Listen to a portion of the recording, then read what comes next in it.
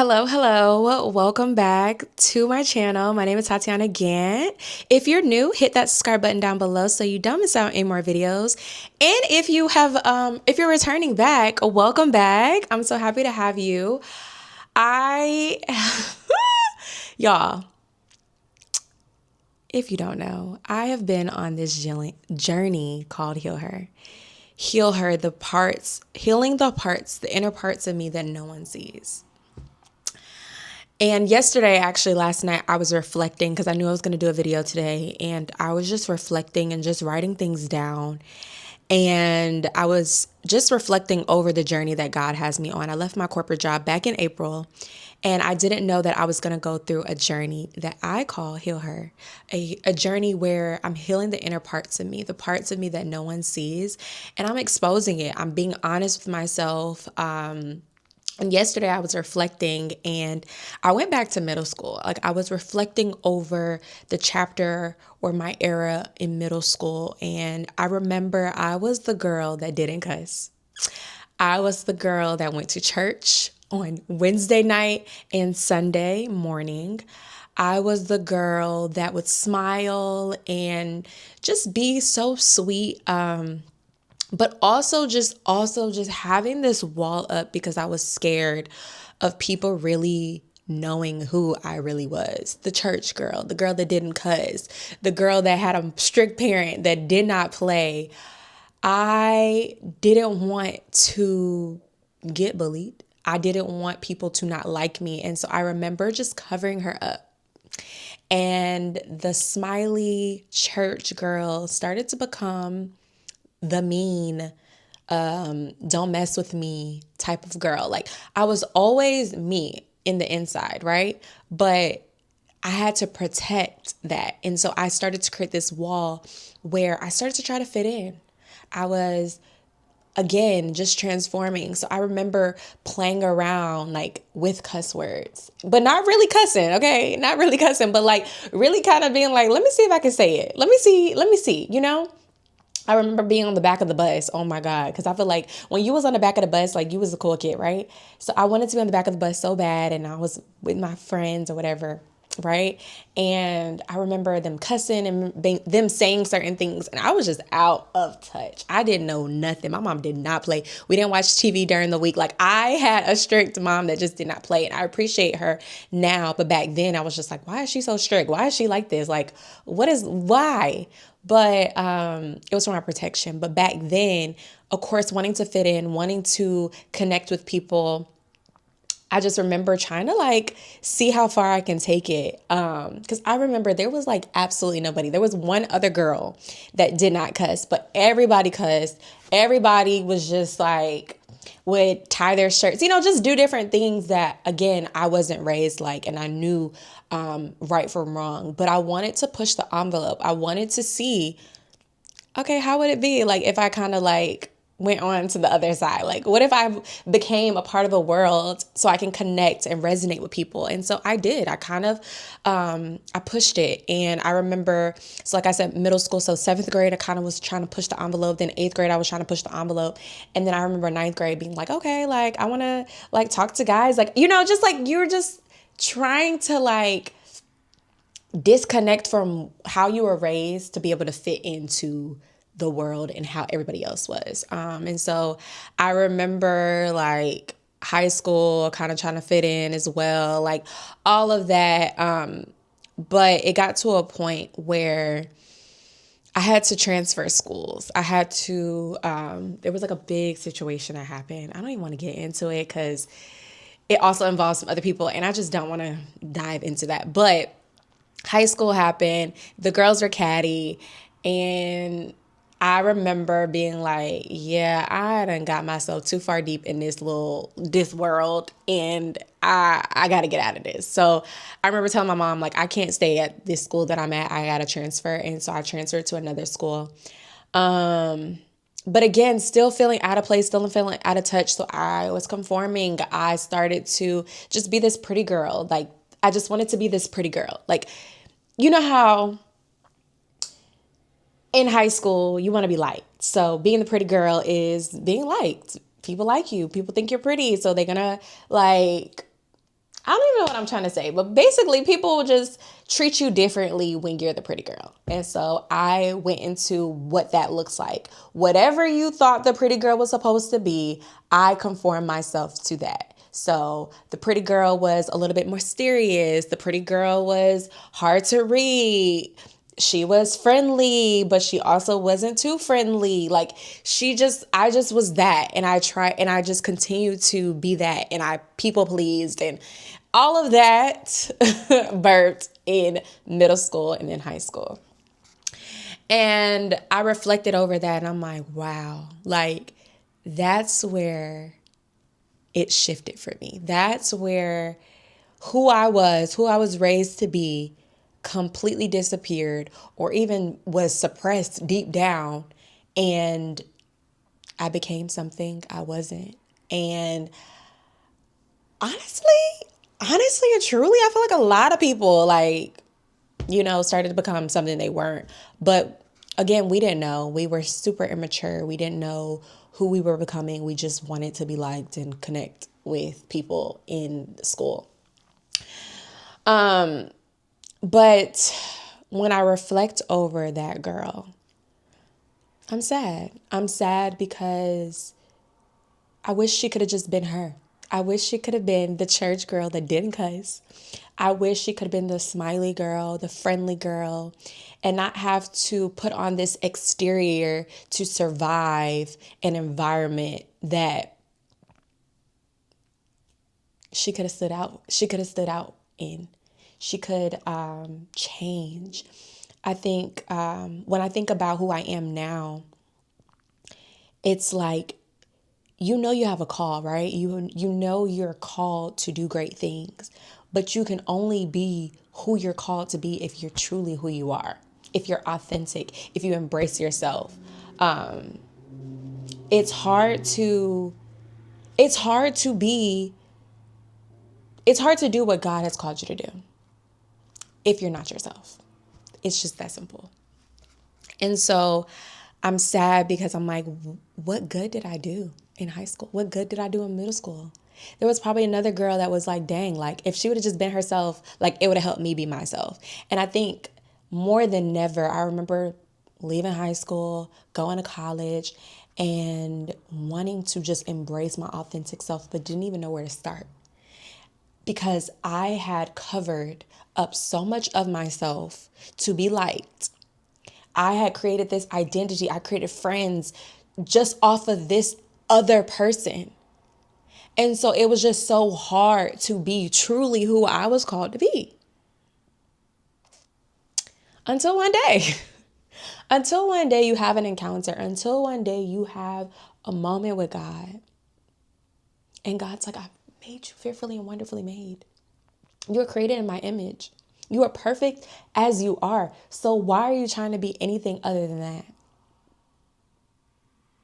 And so now, more than ever, I am being bold in who God has called me to be. I mourn the young version of myself.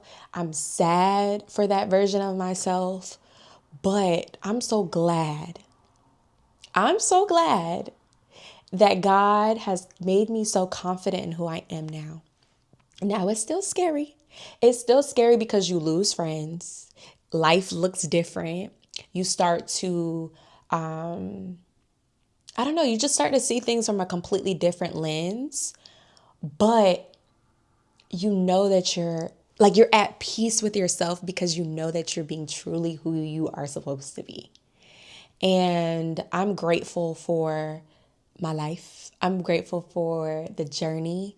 Although when I look back, I'm like, geez, I made a mess for myself. But God is such a good God. He's such a redeeming God to where it's like all the things that you've done in your past, all of the mistakes that you've made, he literally died. So you don't have to live in that. You don't have to live in shame. You don't have to live in regret. You don't have to live and carry that. You can literally lay it at his feet and say, God, I repent for all the things that I did. For I didn't know what I was doing. And God will bring people that will forgive you. And I love that. Like, I remember my siblings would tell me well, I was like the meanest sibling ever. And they made me really walk through that, right? But they eventually forgave me. And it's no better feeling than when someone forgives you. It's no better feeling when it's like, hey, I'm sorry I did wrong, but can you forgive me? And they say yes.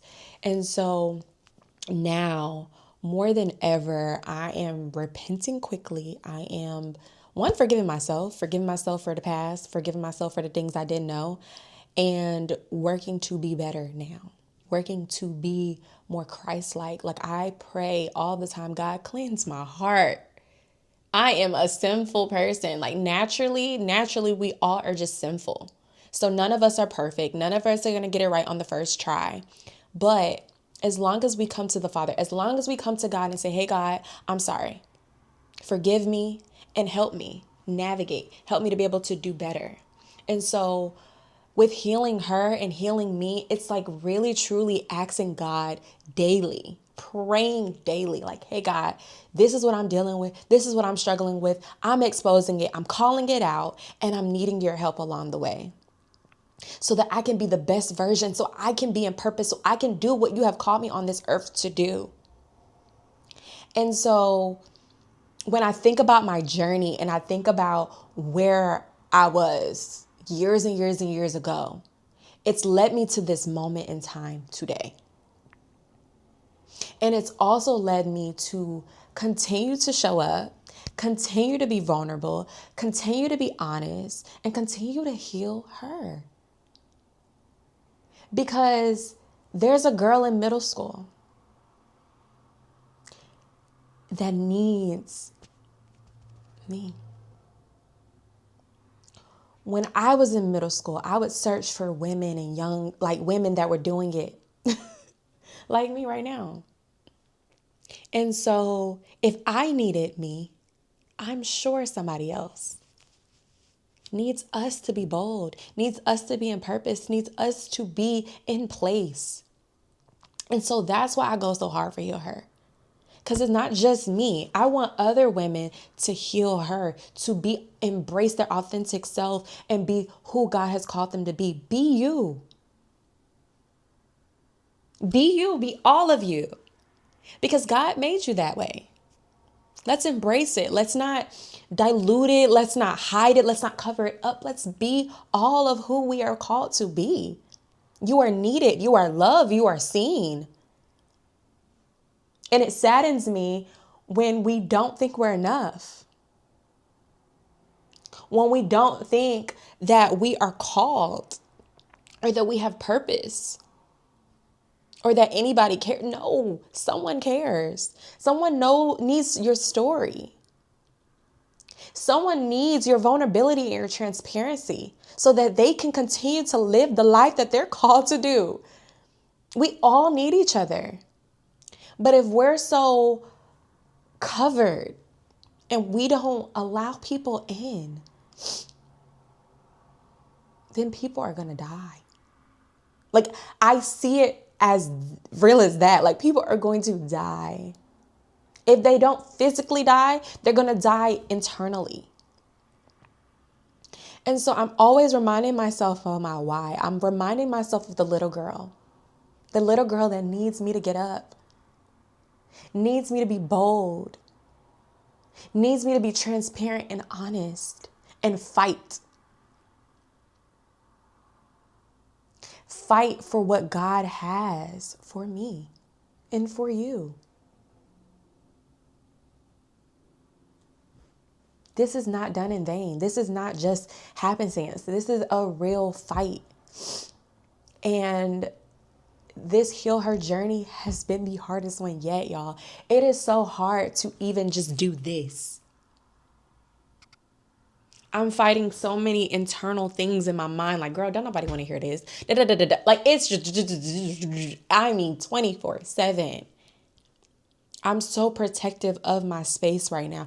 I'm so protective of who I hang around, who I'm on the phone. I'm so protective because the moment I let my guard down, the moment I have the wrong conversation, it will derail the whole mission and I will not be able to walk and live out Heal Her. It's a movement.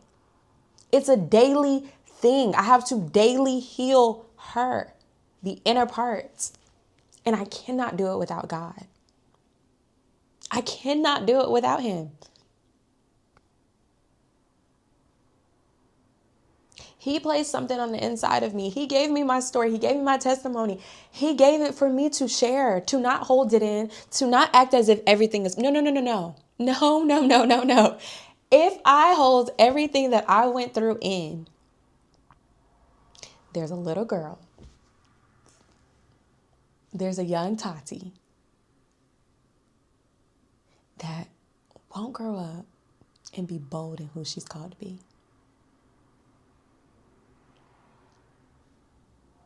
And so I love that I can reference my why. I love that I can just be me. Not perfect. Don't have it all together at all.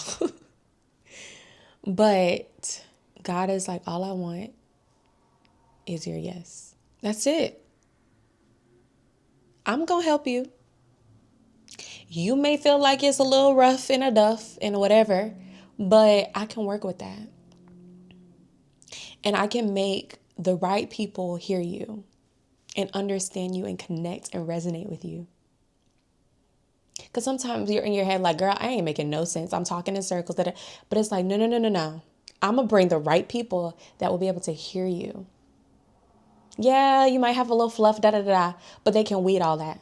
And they can hear your heart and they can see you. And they can see that you're being real.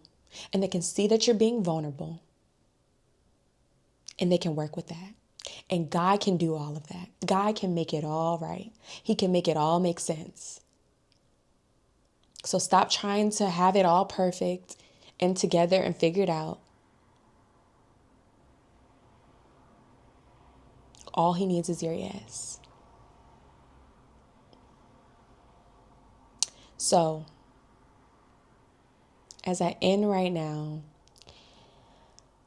and I think about the young girl in middle school, that was the church girl, that was the smiley girl, that didn't cuss, that loved people with all of her heart, I hug her today and I say that you're still that girl. And now you're bold and you're loud about it. And you had to go through that journey to be where you are today, but it was all worth it. And you have a journey ahead of you, but you got God this time. And that's it. That is it, y'all. I just appreciate you if you made it to the end of this video. Put a heart down below. Let me know if you resonated. Let me know if you connected with this. Reach out. Let's have a conversation in the chat below. I want to connect with you guys. I want to build community with you guys. Heal Her is not just me. It's all of us, all women, trying to be the best versions of ourselves, embracing our authentic selves, and being all who God has called us to be. So I'm happy to have you guys a part. I appreciate you guys. I love you guys. We got this. Let's continue the Heal Her movement. And until next time.